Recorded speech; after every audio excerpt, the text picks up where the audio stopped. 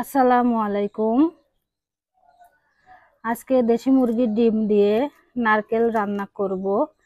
এজন্য নারকেল প্রথমেই এই যে খোসাগুলো থাকে এগুলো থেকে ছাড়িয়ে নেওয়া হলো।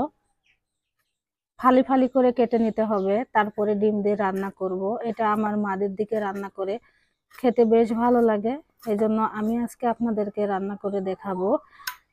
তাহলে চলুন নারকেলটা ফালি করে কেটে নিই।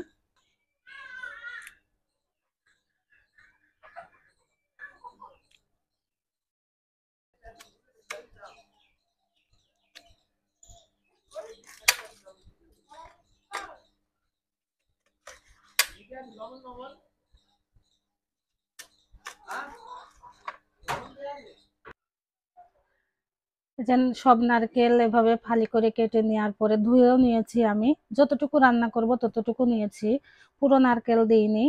আর ডিম সিদ্ধ করে ডিমও ছিলে নিয়েছি। এখানে মশলা করে নিয়েছি, মশলার মধ্যে দিয়েছি একটা রসুন, একটা পেঁয়াজ, কাঁচা জিরা আর কাঁচা মরিচ। এই দিয়ে একটা ব্লেন্ড করে নিয়েছি। এবার আমি এই ডিমগুলো আগে ভেজে নেব লবণ আর হলুদ দিয়ে। তেল গরম হয়ে গিয়েছে, এর মধ্যে দিয়ে দিলাম সামান্য পরিমাণের লবণ।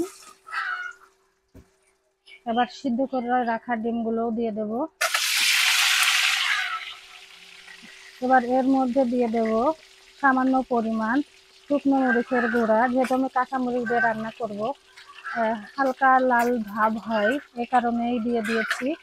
আর একটুখানি হলুদ গুঁড়ো দিয়ে ডিমগুলো বেশ ভালো করে ভেজে নেব।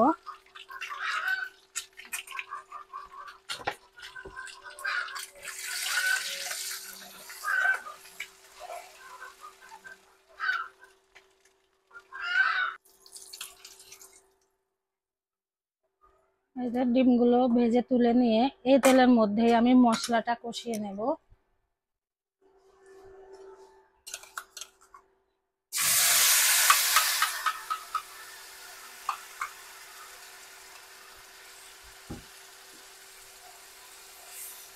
নারকেল রান্নায় যত ভালোভাবে মশলা কষানো হবে নারকেল রান্না খেতে তত বেশি ভালো হবে।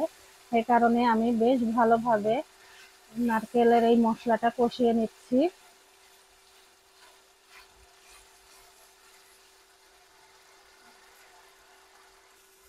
মশলাটা অনেকক্ষণ কষিয়ে নিয়েছি। এবার এর মধ্যে দিয়ে দেব ধুয়ে রাখা ফালি করা নারকেল। এবারও খুব ভালোভাবে কষিয়ে নিতে হবে।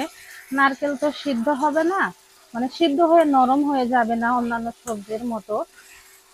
তবে নারকেলের ভিতরে যেন মশলা ঢোকে, লবণ ঢোকে, এই জন্য বেশি ভালোভাবে কষিয়ে নিতে হবে। আমি একটু মশলার সাথে নাড়াচাড়া করে নিয়ে আর একটু পানি দেব, পানি দিয়ে কষিয়ে নেব।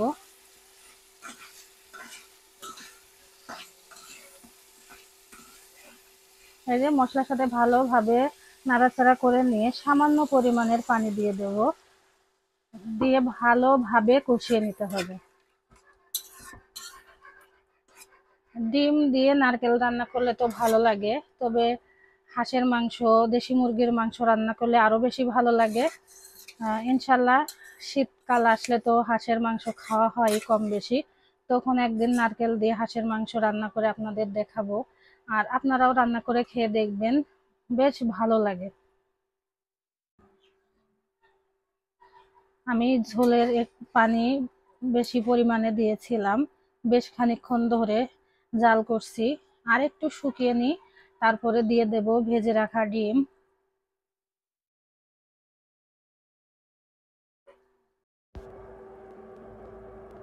ঝোলের পানিতে অনেক আগে বলক চলে এসেছে। এবার আমি ডিমগুলো এর মধ্যে দিয়ে দিই।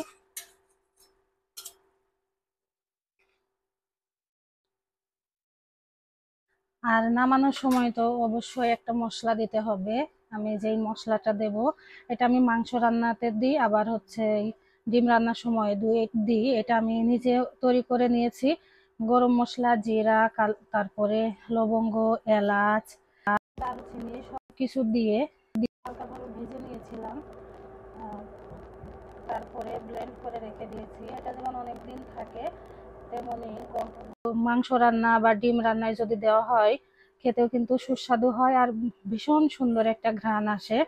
এটা আমি এই ডিম রান্না হওয়ার কিছুক্ষণ আগে দিয়ে নামিয়ে নেব।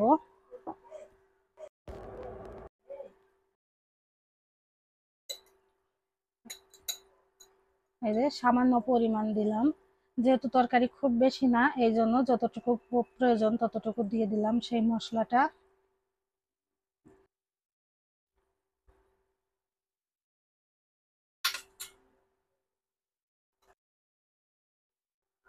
ওই মশলাটা দিয়ে আর কিছুক্ষণ জাল দেব, তারপরেই নামিয়ে নেব। এই তরকারি খেতে তো ভীষণ ভালো লাগে। আর আপনাদের কেমন লাগে বা কখনো খেয়েছেন কিনা আমাকে কমেন্ট করে জানাবেন। আমার তো ভীষণ ভালো লাগে। আসলে আপনারা দেখবেন প্রায় রান্নার সময় আমি বলি আমার ভালো লাগে। আসলে সব খাবার খেতেই আমার ভালো লাগে, এমন কোনো মানে হালাল খাবার নাই যেটা আমি খাই না বা খেতে পারি না। এই কারণেই বলে থাকি।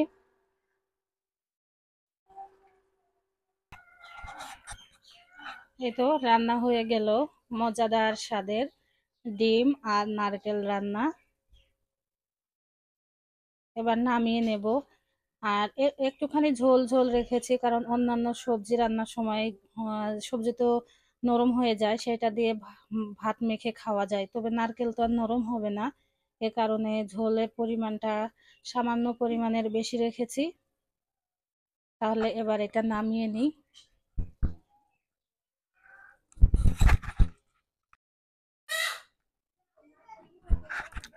এই যে রান্নাটা হয়ে যাওয়ার পর নামিয়ে নিয়েছি। কেমন হয়েছে জানাতে একদমই ভুলবেন না। আজকে এ পর্যন্তই। আপনারা ভালো থাকবেন, সুস্থ থাকবেন, সাবধানে থাকবেন। আমার পরিবারের জন্য দোয়া করবেন। আসসালামু আলাইকুম।